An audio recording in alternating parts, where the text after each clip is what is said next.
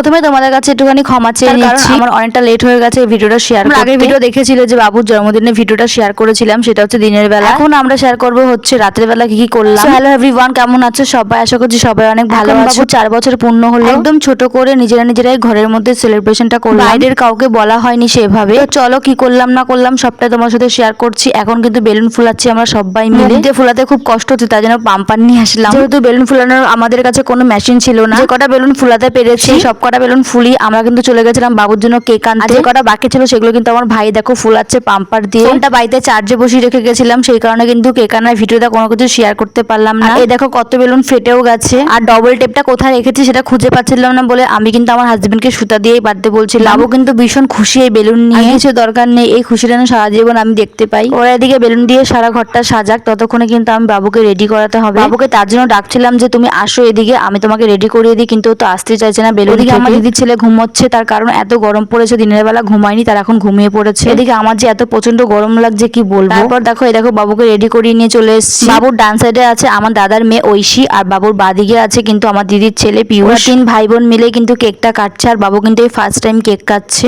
এতটা পরিমাণে আনন্দ পাচ্ছে যে কি বলবো। আর বলছিল কেক কাটবে না, ও পুরো কেকটা হাত দিয়ে খাবে, ও কোনোদিনও কেক কাটেনি। আর সেই একটা আনন্দতে ও এই কথাটা বলছিল। কিন্তু পাড়ার কাউকে বলা হয়নি, তাই জন্য কিন্তু তোমরা কাউকে দেখতেও পাবে না। সবাই বলছিল যে কেকটা কাটো কাটো, ও কিন্তু কাটছে না, ও কিন্তু গানের তলে তলে নেচেই যাচ্ছে। তারপর তোমরা দেখতেই পাবে যে কি অবস্থা হয়েছিল কেকটা কাটার সময়। আমরা ওয়েট করে দাঁড়িয়ে রয়েছি যে কখনো কেকটা কাটবে, কিন্তু ও তো কেক কাটতেই চাইছে না। এবার তোমাদের বলি আমি কেন লেট হয়েছিল এই ভিডিওটা আপলোড করতে। ব্যাপারটা হচ্ছে আমি যেই অ্যাপে কিন্তু এই ভিডিওটা এডিট করছি সেই অ্যাপটাতে একটুখানি সমস্যা করছে, তাই যেদিন আমি ভিডিওটা এডিট করছিলাম সেদিন আর ভিডিওটা এডিট করা যায়নি। অর্ধেক করে আমি রেখে দিয়েছিলাম, দিয়ে আজকে আবার শুরু করছি এডিটটা করা। সত্যি কথা আমার নিজেরও খুব খারাপ লাগছে যে ভিডিওটা আমি এতদিন পরে তোমাদের সাথে শেয়ার করছি। যেটুকুনি আমরা আয়োজন করতে পেরেছি ওটাতে কিন্তু বাবু অনেক খুশি হয়েছে। সত্যি কথা বলতে বাবুর সামনে কেকটা রেখে দিয়েছি, অথচ কাটতে দিচ্ছি না, এটা কিন্তু বাবু অনেক কষ্ট পাচ্ছে আর অনেকটাই কিন্তু মানে মনটা খারাপ হয়ে গেছে। তারপরে আমরা অনেকেই ছবি তুলেছি, অনেকে বলতে সবাই ছবি তুলেছে বাবুর সঙ্গে। আর বাবুর গলার থেকে যে হ্যাপি বার্থডেটা লেখা আছে ওটা কিন্তু বারবার শুধু পড়ে যাচ্ছে, তাই ওর বাবা ওকে ঠিক করে দিচ্ছে বারবার করে। সব থেকে বড় ব্যাপার ওর তর্স হয়েছে না একটুও যে কখনো কেকটা কাটবে। আর তোমরা অবশ্যই জানিও কেকটা কেমন হয়েছে, কেকের মধ্যে কি নাম লেখা আছে অবশ্যই তোমরা কমেন্ট করে আমাকে জানাবে। সত্যি কথা বলতে যেহেতু আমাদের জন্মদিন অনুষ্ঠানটা নেই, তো সেই কারণে কোনো নিয়ম কিন্তু পালন করা হচ্ছে না। এবার ফাইনালি কিন্তু কেকটা কাটবে তিনজনা মিলে। বাবু কিন্তু প্রচন্ড রেগেও যাচ্ছিল,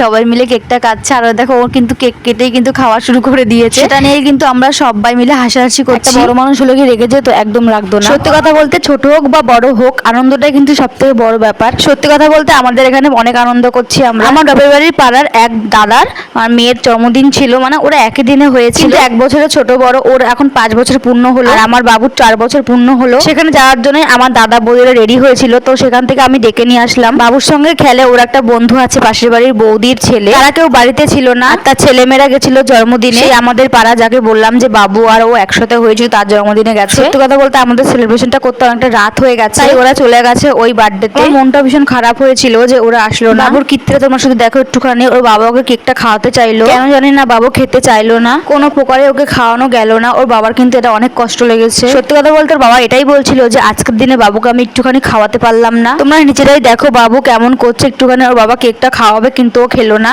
তারপরে দেখো আমার দাদার মেয়েকে কিন্তু খাইয়ে দিল। এই দেখো এখানে কিন্তু পিয়ুষকেও কিন্তু খাইয়ে দিল, আর পিয়ুষের শরীরটা কিন্তু অনেকটা খারাপ ছিল। যখন আমি একটু বললাম যে আমি একটুখানি তোমাকে কেকটা খাইয়ে দিই, তখনও বাবু না করছিল, কিন্তু অনেক কষ্ট করে পর ওকে একটু খাওয়ালাম। যাই হোক বাচ্চা মানুষ, ওর মন যখন যেটা চায় তখন ও সেটা করে। এখন ও কেকটা খাওয়ার থেকে কেকটা কাটবে আর কেকটা ছানবে, এটাই হচ্ছে ওর সব থেকে বড় একটা কাজ মনে হচ্ছে আমার। শেষমেশ সবাই কিন্তু কেক থেকে কেটে খেয়ে দিয়ে সবাই চলে গেছে। এখন দেখো বাবু কিন্তু বসে রয়েছে। সবার জন্য চকলেট এনেছিলাম, সেই চকলেট থেকে একটা কিন্তু বাবুকেও দিয়েছি। বসে বসে টিভি দেখছে আর সবকিছু একদম ক্লোজ। আর এই যে আমার অবস্থা ঠিক এই রকম, সারাদিনে আমার অনেক অনেক ক্লান্ত হয়ে গেছি আমি। যা প্রচন্ড গরম পড়েছে সে কি আর বলবো। যাই হোক এই বছরে যেভাবে কাটালাম জন্মদিনটা, আশা করছি পরের বছর আরেকটু ভালো করে কাটাবো। অনেক আনন্দ করেছি, অনেক মজা করেছি, করেছি, বাট যেটুকুনি করেছি সবটাই তোমার সাথে শেয়ার করেছি। আজকে আমার বাবুর এই বার্থডে ব্লগটা তোমাদের কেমন লাগলো অবশ্যই জানাবে। চলো তাহলে আজকের মতন এই পর্যন্ত, দেখা হচ্ছে পরে।